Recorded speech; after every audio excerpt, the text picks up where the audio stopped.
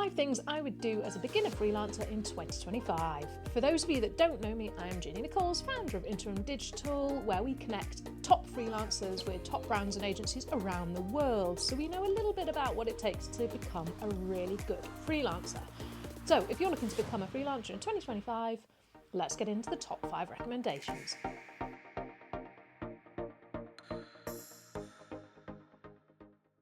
Number 1 is to test your routine. So I'm going to let you into a little freelancer secret. Now, no one actually cares when you do your work, whether it's first thing in the morning, last thing at night. So as long as you hit your deadlines and do what you say you're going to do when you say you're going to do it, the bit in the middle, no one cares about. So there's 3 main personality traits that apparently work well in different types of routines. The first one is bear, and approximately 70% of the population is a bear, apparently. And bears are people who work well in that standard kind of 9 to 5. They wake up at 7ish, half 7, work really well, kind of 9, 10 until 5, 6ish, and then they go to bed at about 10, 10:30, 11ish, sleep really well through the night. The next type of person is around about 15% of the population, and that's a lion.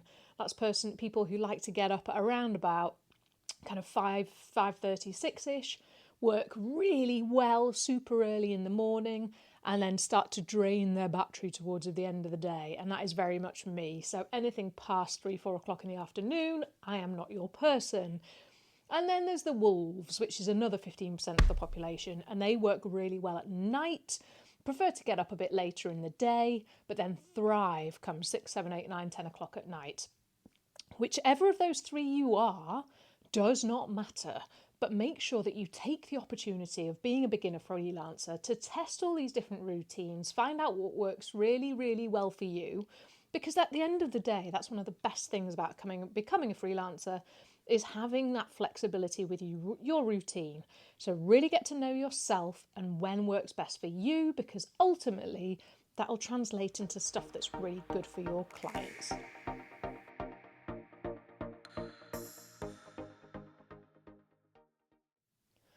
Number 2 is hire an accountant or a bookkeeper ASAP. There is no point in you trying to learn all of the fancy tax rules, how to do self-assessments, how to do VAT, or whatever those relevant taxes in your country are, when there are people who have trained all of their adult lives to do this. And I'm going to give you a numerical example that helps qualify and quantify why you should onboard an accountant, or at the very least a bookkeeper, as early as possible. So let's say you're going to charge £50 per hour for your services. You can hire a really good bookkeeper for £25 to £30 an hour.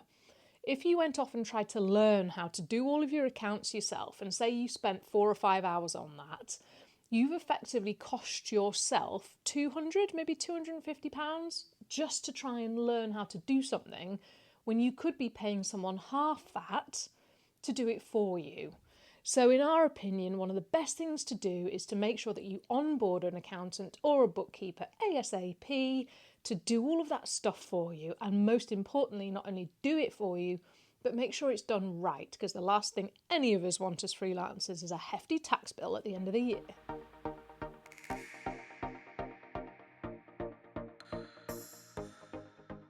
So number 3 is to warm up your network. One thing you probably have taken for granted if you've worked either corporate side or for a digital agency is the size of your network, because you never necessarily needed it. Now that you're a freelancer, this is the opportune time, or most opportune time, to forensically analyse who you're connected with. Because what you'll find, and what I found when I went freelance in 2017, was that a lot of my peer set and a lot of my friends who were now heads of and senior level within agency environment.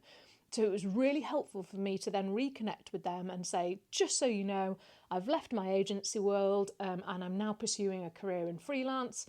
If you happen to have any work in digital strategy or SEO, I would love for you to consider me. Now, you may well be pleasantly surprised by how many of your peer set can help. But critical step is to not go into every connection thinking you're going to make a sale. Otherwise, you will risk ruining those initial warm-ups, because people don't like being sold to. But warming up a connection and just letting people know that you're in the field even if it doesn't kind of go to a particular opportunity there and then, may well help you further down the line. To give you a real life example of this, one of our biggest clients came from a contact who I worked with in 2006, and we didn't speak again until 2015. And now they're one of our biggest clients. So don't ever underestimate the relationships that you're making along the way and have made already along the way. So go back through your LinkedIn, have a real analytical look at everybody that you're connected with and all of the people that they're connected with as well, and start to make a bit of a hit list as to the types of people that could potentially help you garner some work in your freelance career.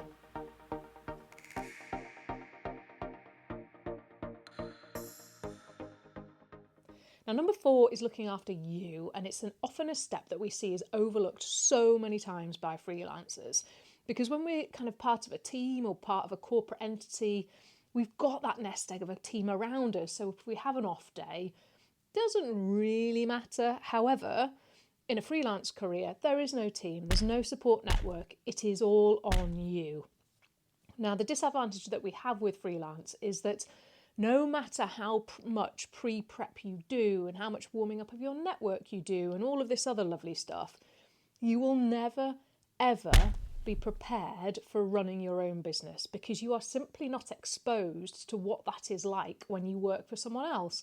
And that's not a criticism, it's not a weakness, it's not a negative. It's just, it is what it is, and it's the same for everybody.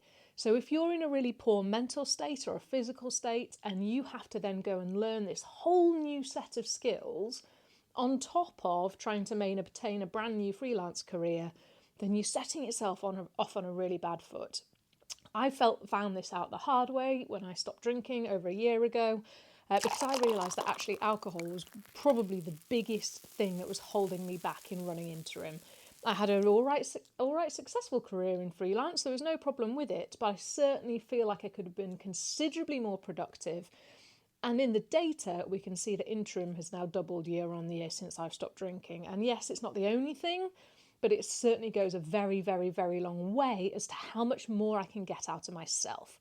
Because when you're drinking or when you feel rubbish, a good day is nothing in comparison to a good day when you're fully optimum in terms of your health as well. So number 4 is make sure you are in as best shape as you can be in order to facilitate the best freelance career that you can.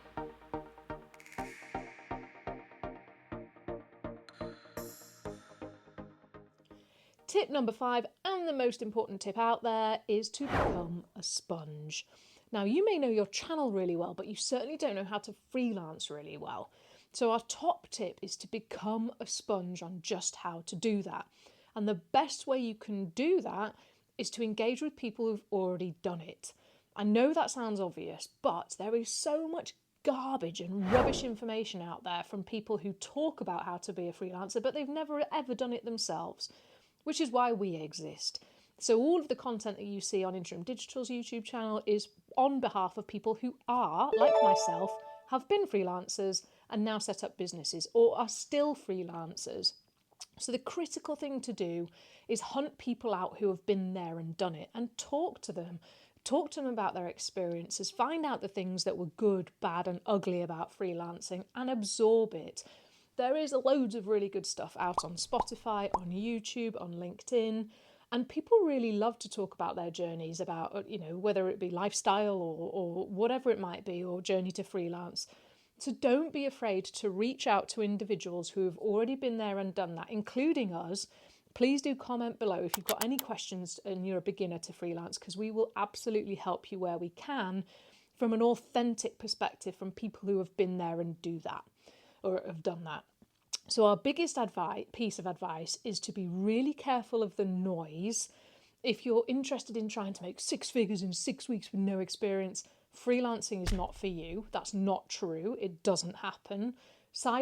Also, freelancing is not a side hustle. It's a career choice. All of this rubbish about how you don't need an experience to do it is not true either.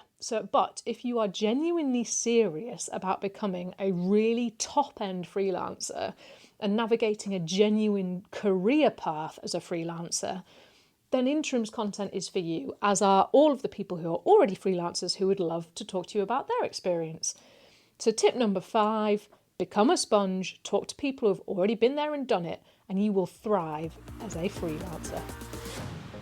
So if you found that video useful, like below and subscribe, and tune in for more helpful tips and hints as to how to thrive as a freelancer.